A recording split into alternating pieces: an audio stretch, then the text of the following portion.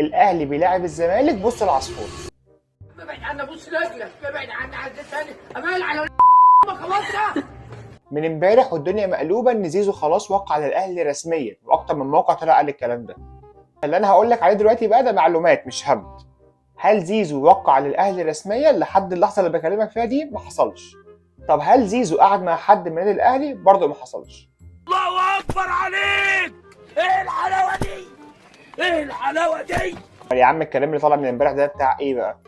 بص يا سيدي، اللي قعد مع النادي الاهلي فعلا هو استاذ مصطفى والد زيزو. زيزو نفسه ما قعدش مع مسؤولي النادي الاهلي.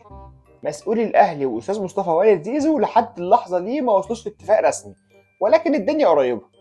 في نفس الوقت في جلسه الزمالك هيقعد فيها مع زيزو بعد العيد.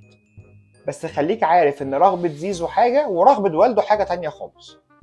رغبه زيزو ان هو يكمل في الزمالك، لكن رغبه والده ان هو يروح الاهلي. لكن رغبتهم المشتركه هما الاثنين ان زيزو ما يسيبش مصر، الا بقى لو جاله عرضه ما يترفضش يعني.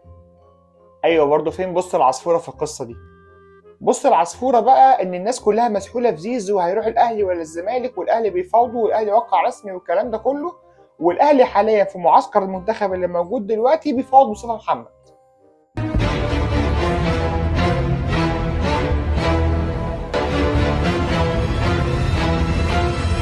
وبرغم ان قلت لك الكلام ده قبل كده بس تعال اقوله لك تاني.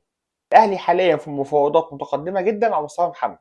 المفاوضات حاليا ان الاهلي يتعاقد مع مصطفى محمد لمده سنه على سبيل الاعاره، والسنه تبدا مع بدايه كاس العالم للانديه.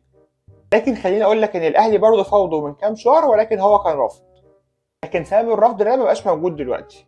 مصطفى محمد ما كانش رافض الاهلي، مصطفى محمد كان رافض فكره الرجوع لمصر، وكمان كان في بعض الكلام ان ليستر سيتي عايزه في الدوري الانجليزي، فده اللي كان مجمد قلبه شويه.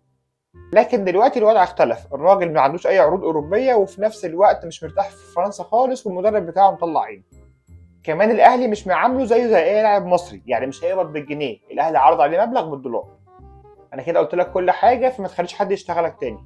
سلام عليكم.